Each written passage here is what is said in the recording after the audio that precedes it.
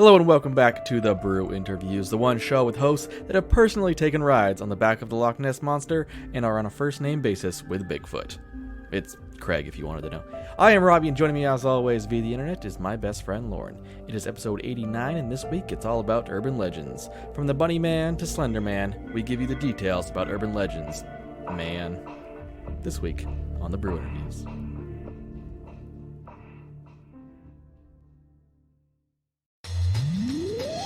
The Brew Interviews, coast to coast, brews, faves, and more with Lauren and Robbie. This episode of The Brew Interviews is sponsored by adamandeve.com, but you'll hear more about them later on in the show. For now, Lauren, how you been? Well, Robbie, I've been all right. Hanging in there. We still got this. It's cool outside. I know. I was just going to say, today feels like the first day of fall. Yeah, it's like 60s all day. I have sweatpants on. Yeah. I'm so thrilled. So thrilled. You and I are sweaters. We just sweat for no reason. Yes. And so when summer's finally over, we can, actually enjoy our life and not be miserable. Yes, 100%. I'm really like a shorts and long sleeve kind of person. Like that's what I'm most comfortable in. So like this weather is perfect for that. Yeah. Perfect for it. I'm fucking thrilled. Oh yeah, I had a sweatshirt on this morning when I got up. It was like 8 o'clock. I'm like, hell yes. I opened all of the windows in my apartment. Yep. I was like, Steph's like shutting them all. She's like, I'm freezing. I'm like, no, let all the cold air in. This is the fucking best. It is amazing. And of course, we recently did work on the side of the house, and we did it while it was 90 degrees out. And we're like, why? I'm like, why didn't we just wait a day? But shit happens. Is it supposed to get hot again? Do you know? Is this just because of those hurricanes? The latest I've seen, it's not going to be supposed to get back to like 84 until next week. Oh, for my birthday. That's about as high as it's going to get so far. Oh, I'm so excited. Yeah. And I ordered fall candles, and they just arrived today, but they're at Danny's, and they're not here. And all I want to do is light a fucking pumpkin spice candle. Okay? That's all I want with my life. I almost had a pumpkin beer tonight because pumpkin beer has been out for a whole fucking month. So, well, that's where I'm at. How are you, Robbie? How are you doing? I'm doing pretty good. I just added an extra game to my old Nintendo collection. Oh, what'd you get? It's called Clue Land. It's a horrible game, but that does not sound like a good game. It's part of the original run of Nintendo games in the beginning called the Black Box games. They didn't have any really cover art. They were just a clip of the game itself and put it on the label. You've seen it before, like Mario Brothers Duck Hunt. Yeah. Is a Black Box game. Donkey Kong, Black Box game. And I'm only 4 away from completing the entire Black Box set. Shit, what do you need? Yeah. All the expensive ones. Of course. So those 4 games that I need probably, if I bought them retail, add up to about $300 something. Oh my God, what do you need? I'm not going to spend that. Donkey Kong Junior Math. They made a Donkey Kong Math? Oh yeah. It died really quick. Yeah, no fucking this figure. This one called Stack Up, which utilizes Rob the Robot. That's like a $150 game. Gumshoe, and there's another one. Is that a detective game? It's used with the zapper, but I love the zapper. The sound that the zapper brings so much joy to my life. The click. Yeah. Ding, jing, jing. Oh, it's the best. You know what else is the best, Lauren? This beer I'm drinking right now. Oh, what are you drinking? I am drinking one of my new favorite beers of all time. Oh my God, what is it? It is from Kettlehead Brewing in Tilton, New Hampshire. I love Kettlehead. It is a 7% IPA, and it is called Alter Your Beast. Ooh, I can already tell that you love it just for the can. So I bought it because of the can, because it's based off of an old game called Altered Beast. They basically just copied the art, which is great. But I was not expecting this beer to be as amazing as it is. Mm-hmm. It is juicy. It is just piney enough. It's so perfect. I mean, it's hard to explain. You got to try it. I want to try it. I love Kettlehead. I don't think I've ever had a bad beer from Kettlehead. Yeah. It's hazy. It's super juicy. It is hands down one of the best beers I have ever had. I really like, I think Quest. They make Quest, the yellow can. Yep. That's one of my favorites. And Bomb Pop, so fucking good. If you like sours, find yourself some fucking Bomb Pop. We keep looking for Bomb Pop, but we haven't seen it yet. Yeah, they come out with it every once in a while. So Yeah, I think the Packy had it. Shout out to the Packy, but I think they sell out real quick. yeah, so. well, no fucking figure because they're delicious. So what are you drinking, Lauren? Well, Robbie, on your suggestion for a Trillium beer tonight, I am drinking PM Dawn, which is an American stout with cold brew coffee.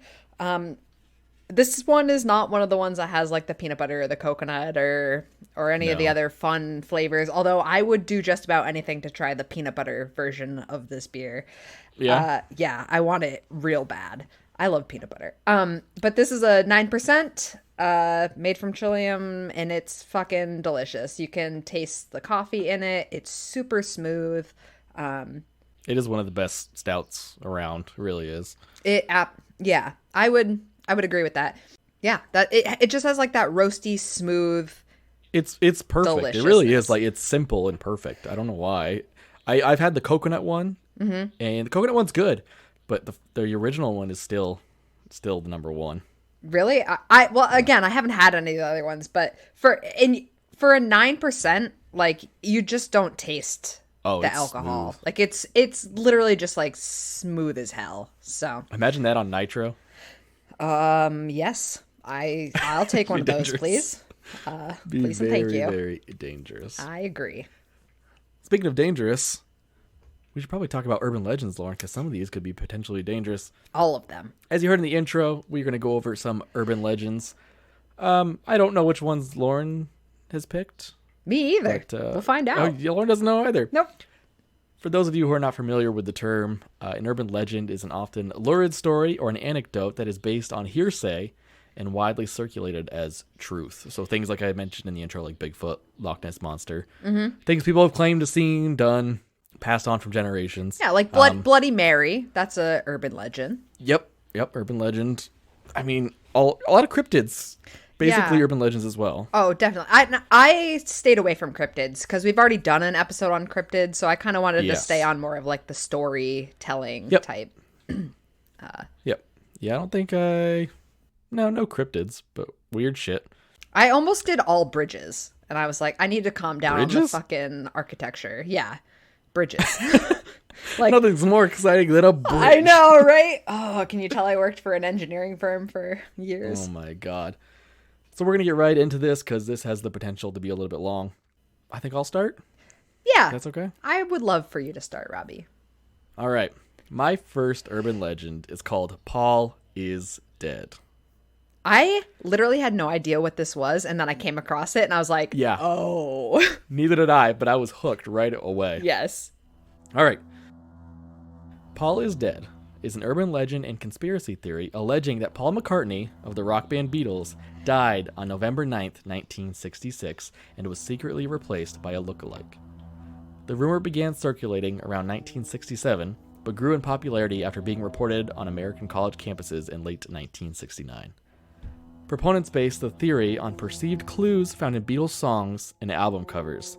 Clue hunting proved infectious, and within a few weeks had become an international phenomenon. According to the legend, McCartney died in a car crash and was decapitated. Damn. And to spare the public from grief, and this is like at the height of Beatles mania, so of course they were everything. And to spare the public from grief, the surviving Beatles replaced him with the winner of a McCartney lookalike contest, sometimes identified as a man named William Campbell or Billy Shears. Afterwards, the band left messages in their music and album artwork to communicate the truth to their fans. So that's kind of like the main crux of the urban legend. I had never heard of this. I feel like I'm a Beatles fan. I feel like I have heard of this. Like somebody like briefly at a party being like, "Oh yeah, Paul McCartney's dead." I'm like, "What are you fucking drunk and dumb? Come on." Like, but once you start leading into the clues, it's so weird. But I think the Beatles did it mostly to fuck with them, and I think we're gonna get into that more as I talk. Oh, I'm so excited. So some of these clues to Paul McCartney's death and replacement include the 1968 song "Glass Onion," in which Lennon sings, "Here's another clue for you all: the walrus was always Paul." So I don't know if that's like people think that's a play, like the walrus is his replacement. That one was kind of weird. But I'm not. I mean, they did drugs. It's fine. Oh, they did a lot of drugs. Yeah. Another one, the cover photo for their just released album, Abbey Road, is said to depict a funeral procession for Paul. As everyone knows, Abbey Road is them walking across the street. Right. It's like the infamous photo of the Beatles that it. everyone knows. Exactly. In this photo, Lennon is dressed in white and is said to represent heaven, or the priest at the funeral. Ringo is dressed in black to represent the undertaker. And George is dressed in jeans to represent the gravedigger, like the working man. Right. Paul, who is dead, is notably barefoot and out of step with the rest of the band in this photo. It is also said to be an imposter since Paul is holding a cigarette in his right hand in the photo, when it was well known that he was actually a lefty in real life.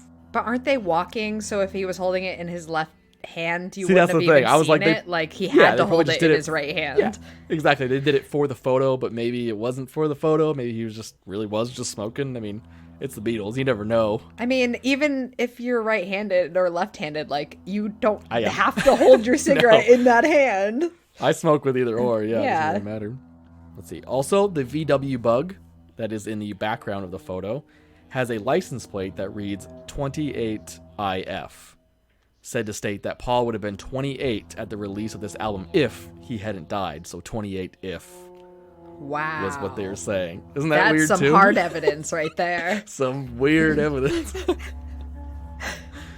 Another was on the back of the Sgt. Pepper's album. The whole cast, they're not a fucking TV show, the whole band. The whole band is seen pictured. And the lyrics of all the songs are on the back of that album.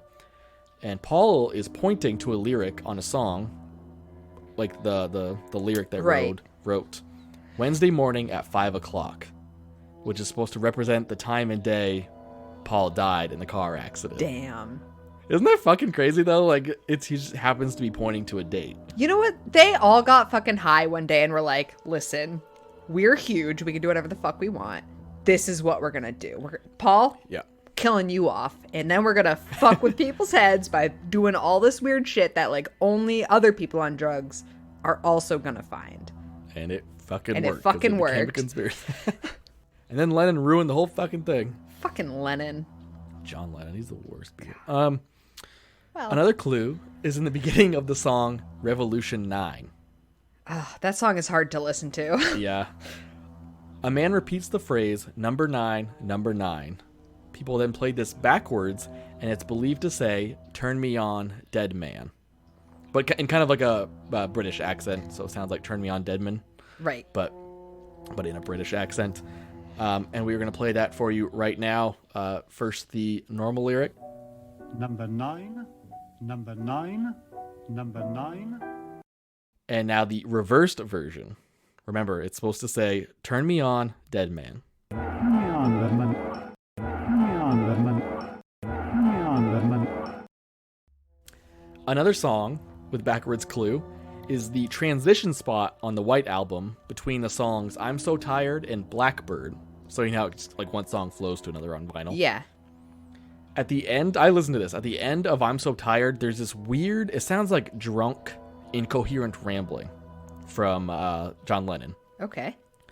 And you can't tell what it says in English. But when you play it backwards, it is pretty fucking clear. Because I listened to it. It says, Paul is dead. Miss him, miss him. They absolutely are just fucking with people. Like, for real. Yeah, and I'm going to play the track for you right now.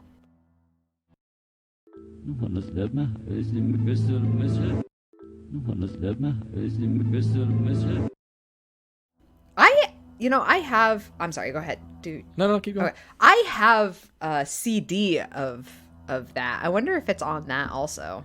I think it is. It's at the end of the song I'm So Tired. Okay. You'll hear it's like blah, blah, blah, blah, like Lennon saying something. You're like, I mean, "What the fuck wasn't that like the same era that like a lot of artists were like putting like backwards? Oh yeah, I'm, like I'm satanic air messages quoting right and- now, but like backwards messages like into their songs, like Yes. I mean, yeah, 60s and 70s, and yeah, I think even into the 80s. hell yeah! If I was a music artist at that time, I absolutely would have also done that. Yeah, and people would have found that out in 2 seconds Oh, because for of all sure. technology nowadays. Yeah, for sure. Excuse me. Although Blackbird is one of my favorite Beatles songs. Yeah, it was a very good song. You know that's about racial injustice in the U.S.?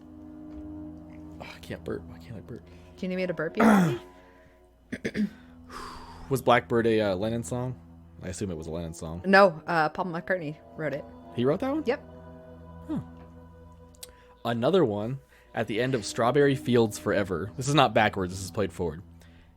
End of Strawberry Fields Forever, you can hear John Lennon saying, "I buried Paul." And I'm going to play the track for you right now.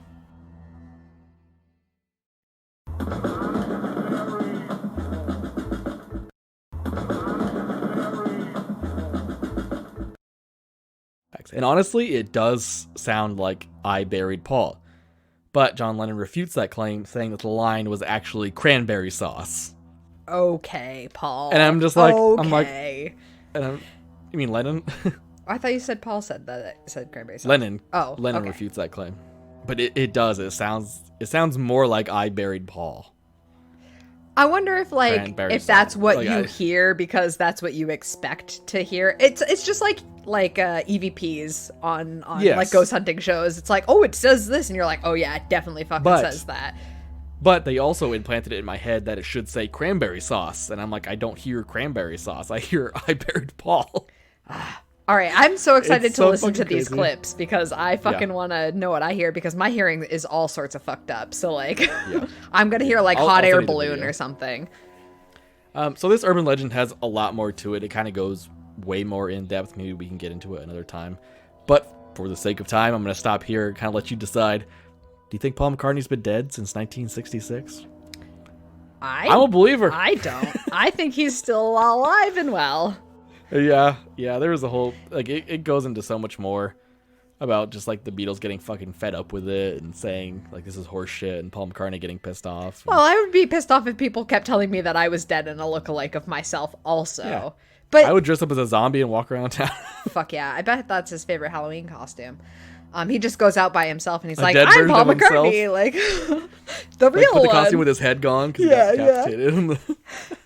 Oh man, but like So that much better. that absolutely doesn't even make sense because they continued to make music after he died. So Only for a year because they broke up, and that's what kind of boosted the theory was that they broke up like right away after that, even though it was John Lennon's fault. But is that why you're so bitter towards John Lennon?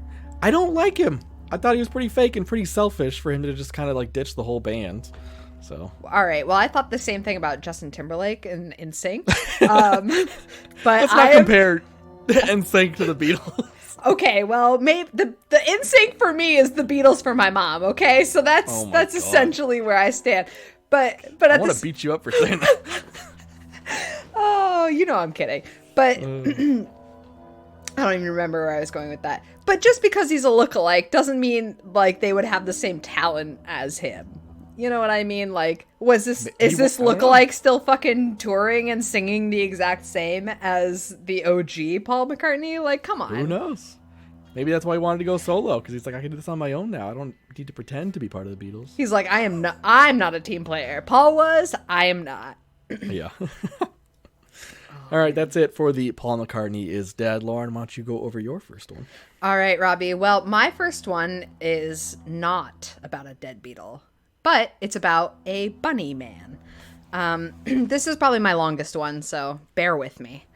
So the bunny man is a urban legend that's been passed around North Virginia. I wanted to give Virginia some love because it's like our North Virginia. Yeah, well, it's been Northern Virginia? Oh, what I say, North? Well, You said North West Virginia. North Virginia, South Virginia. Who gives a fuck? It's Virginia. I wanted to show Virginia some love because it's gotten a lot of downloads for us recently. has, yeah. Thanks, Virginia. Appreciate you. So if I butcher your urban legend, don't stop listening. So in Northern Virginia, in Fairfax, I think it's Fairfax County, Colchester Road in Clifton is known for the Bunny Man. This story is generally told that in 1904, there was an insane asylum not far from the bridge where the Bunny Man urban legend takes place.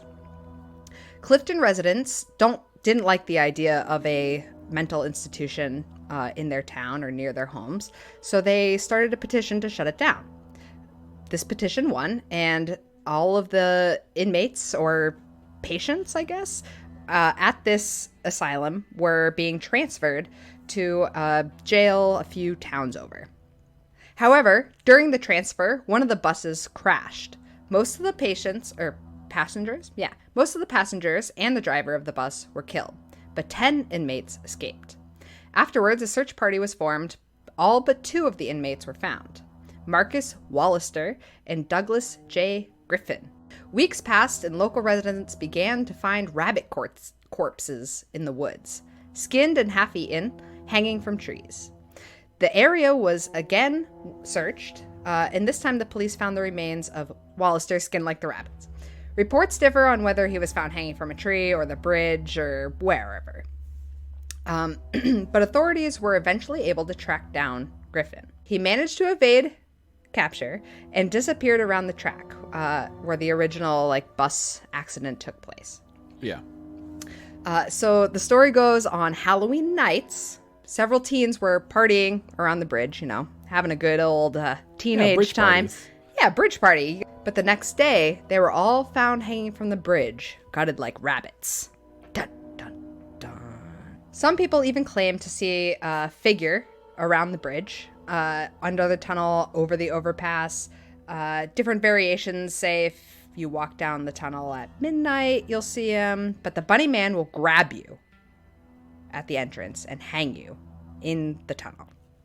Some other true life stories that have happened that kind of back up this urban legend are in October of 1970, which is really when this urban legend started to take place. Mm-hmm. A man and his fiancée were parked in a driveway near his uncle's house, not far from the train overpass, when they had a terrifying encounter. Around midnight, they had parked their car in preparation for a visit and noticed movement near the rearview mirror. Someone appeared very quickly, yelled at the couple for trespassing, and threw something at the car, which shattered the windshield. Luckily, neither of them were hurt, and they did not get a very good look at the person as it all transpired.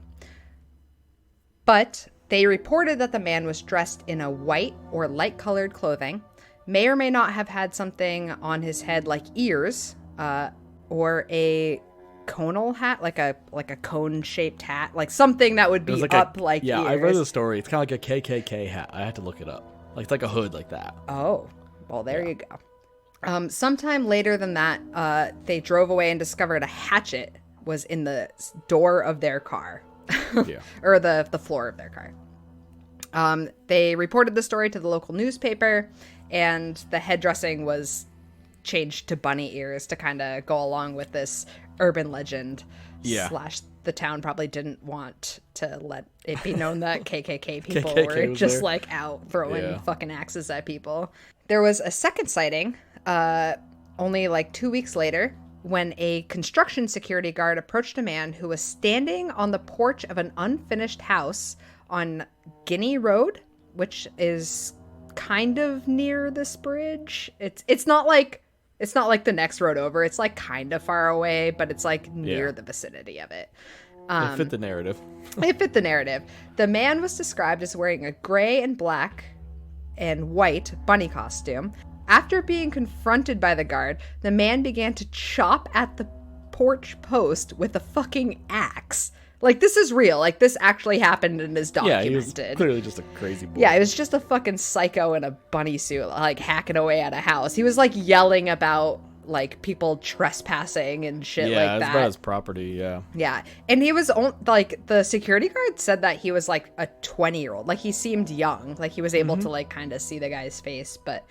in the weeks after that incident, the public reported that more than 50 people contacted the police, reporting sightings of the bunny man, as he was named by the media. One of these reports involved sighting the bunny man eating a man's runaway cat. Yum. Yes. There have also been a few bodies found near this bridge that I believe are unsolved.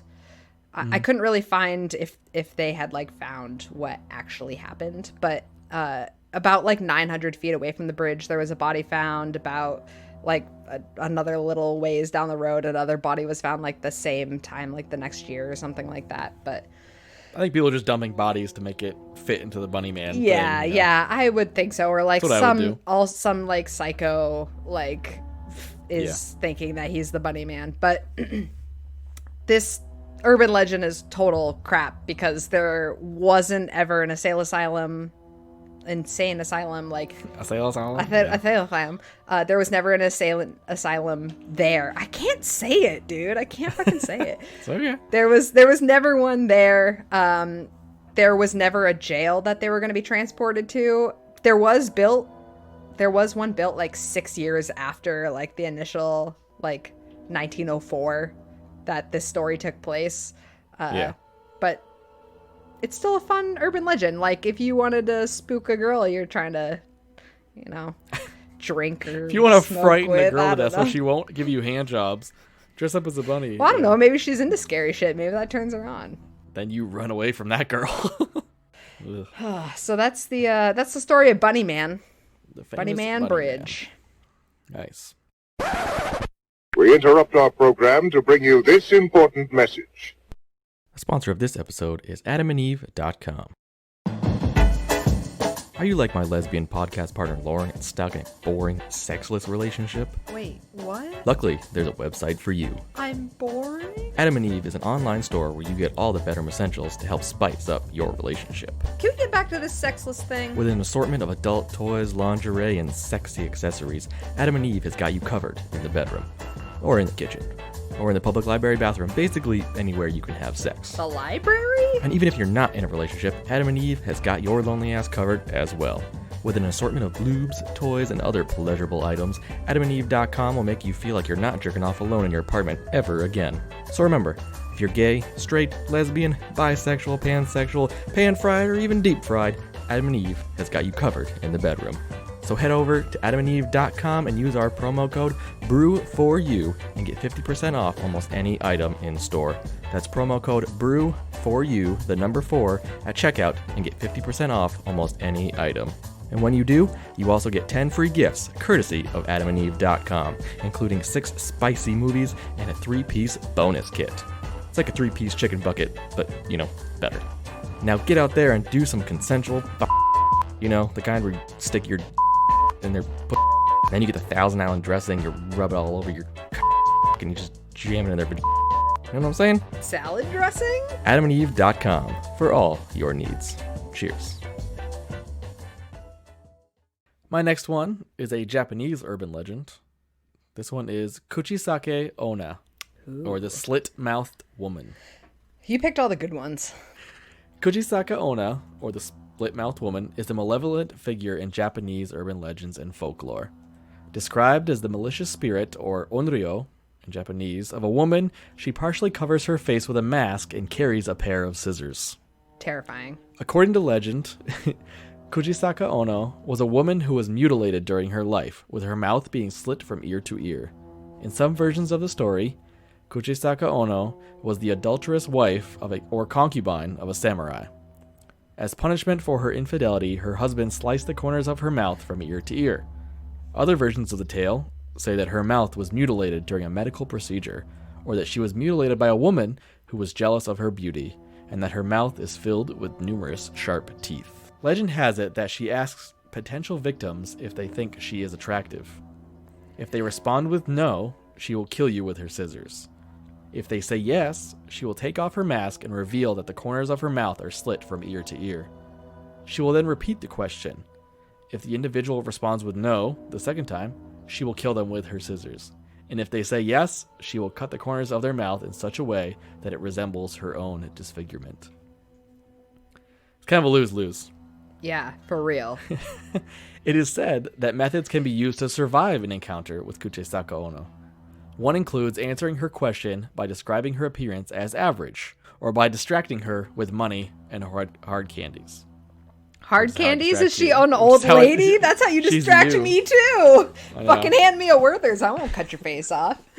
Author and folklorist Matthew Meyer has described Kuchisake Onna legend as having roots dating back to the Japan's Edo period, which spanned from the 17th to the 19th century. Damn. She's pretty cool. I know a lot of people have done like different movies kind of about her, kind of based on her.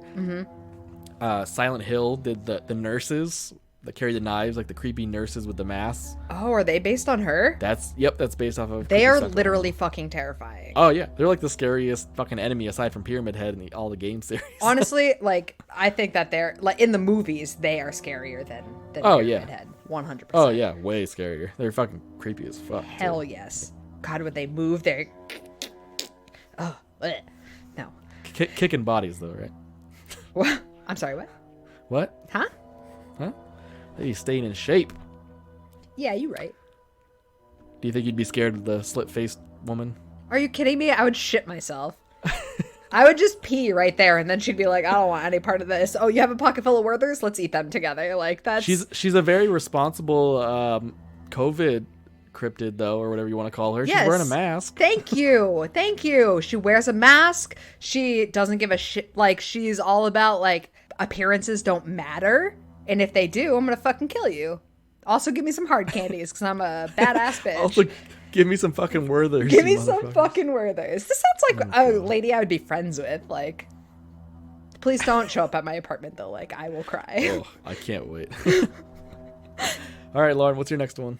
All right, Robbie, my next urban legend is the Pennyland Slasher. So the Pennyland Amusement Park was once one of the most popular parks in Canada history.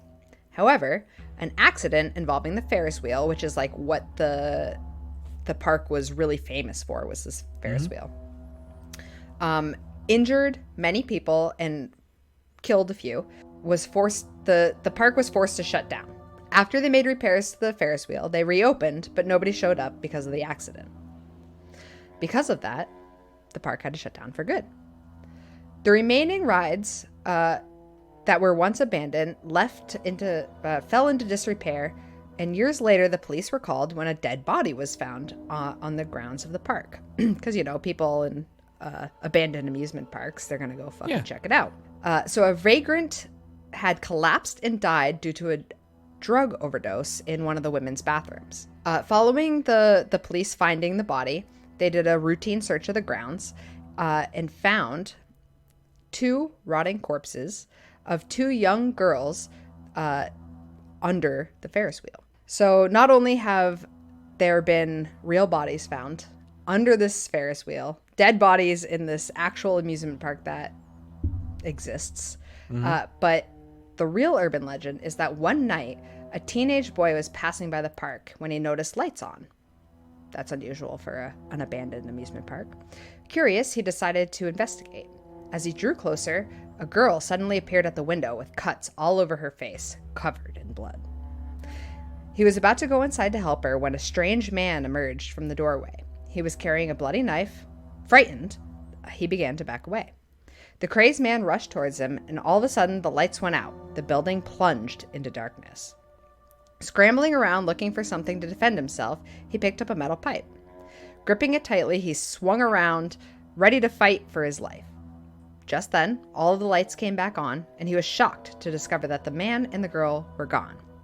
All that was left was a bloody handprint on the window. Bloody handprint on the window. Bloody blam. Oh Oh my god, a bloody blam blam? a bloody blam blam! Oh my Oh god. man, I'm not gonna go there, never mind. There have been reports of bloody women being seen behind windows of the roller coaster building. Some have seen ballerinas dancing outside. This spirit is believed to be one of the bodies found under the platform. In life, the spirit was well known as the Dark Angel. Oh, so Satan. Yes.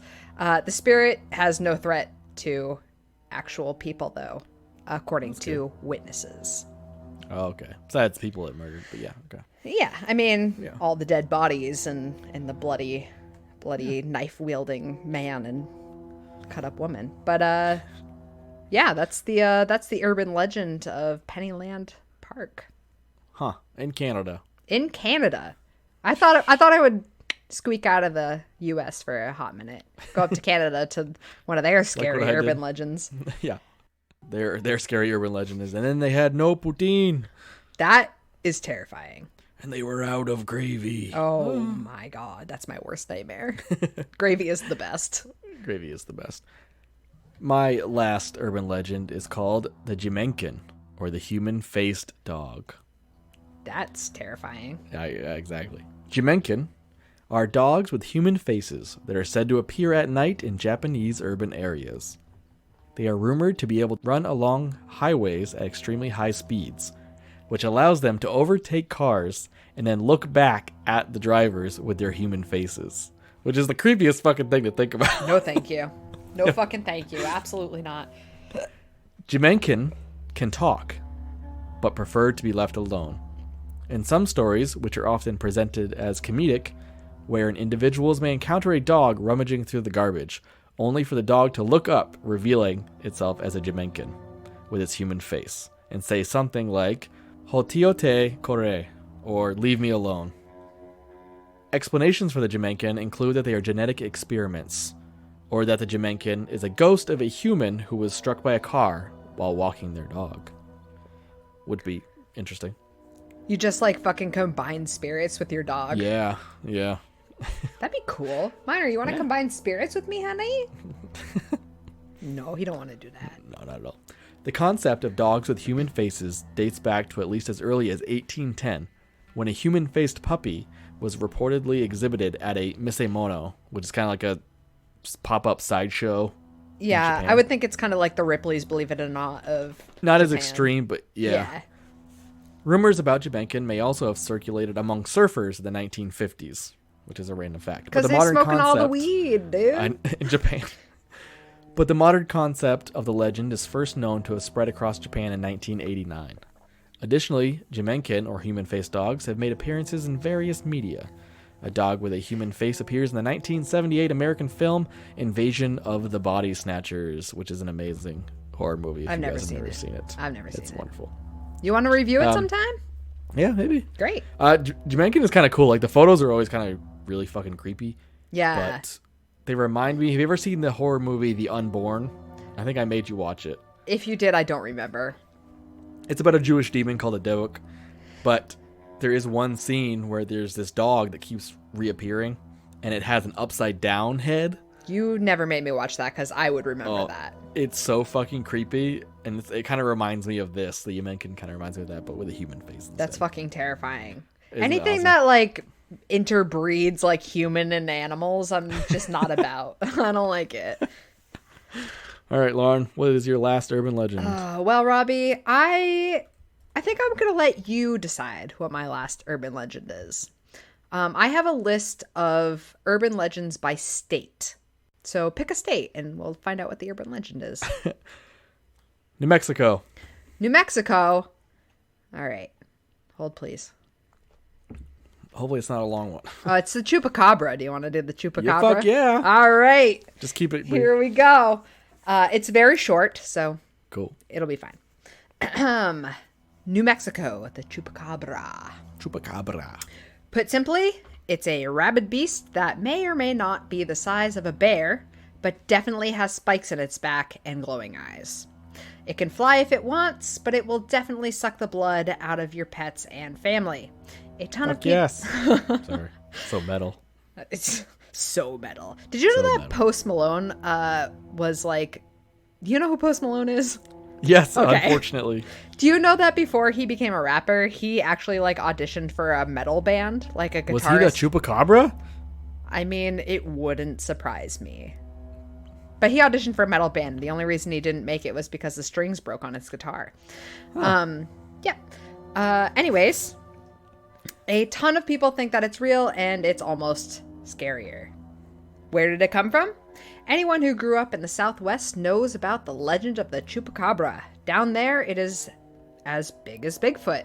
Even people can't agree on what it looks like exactly. The first sighting, air quote sighting, happened in 1995 in Puerto Rico, and eyewitnesses, air quotes, accounts of the goat sucker have been steadily troped across Central America, reaching a heat in Mexico and the Southwest over the past 2 decades.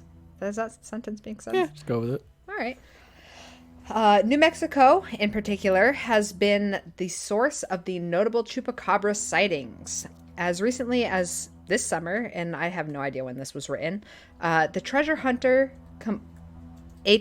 claimed he found a genuine Chupacabra skull in Las Vegas. That's all that there was about the Chupacabra on this one particular article. So, again, very short.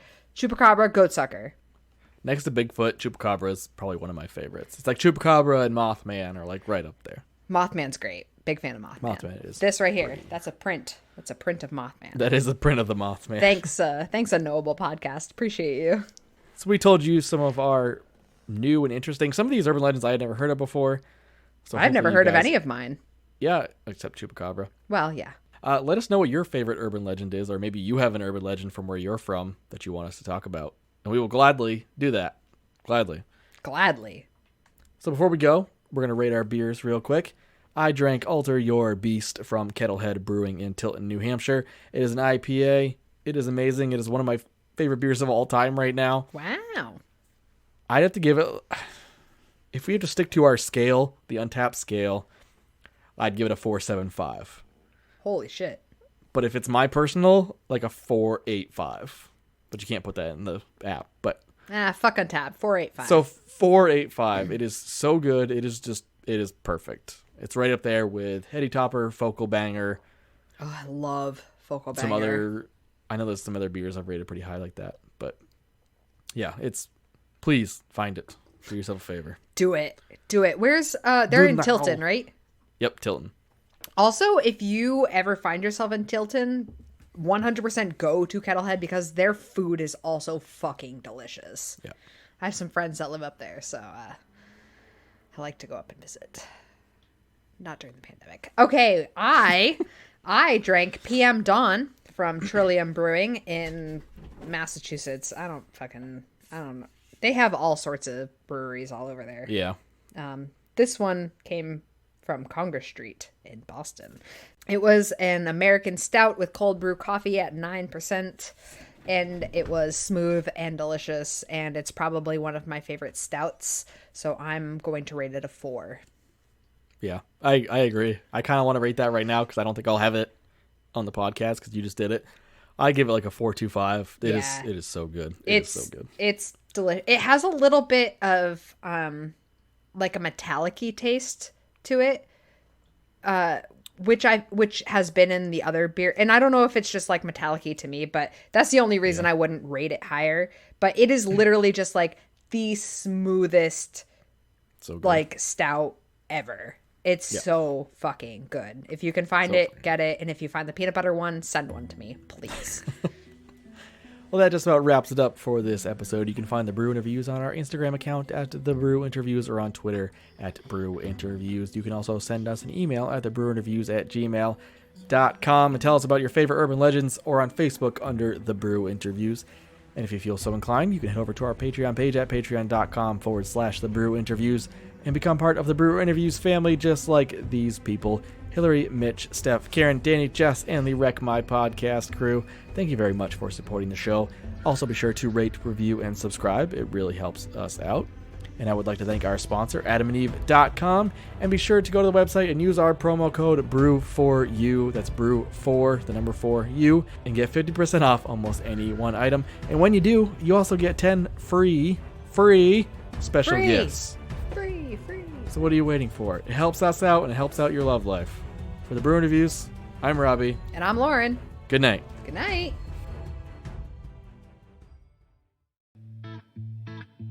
This has been The Brew Interviews, a podcast about craft beers coast to coast with Lauren and Robbie.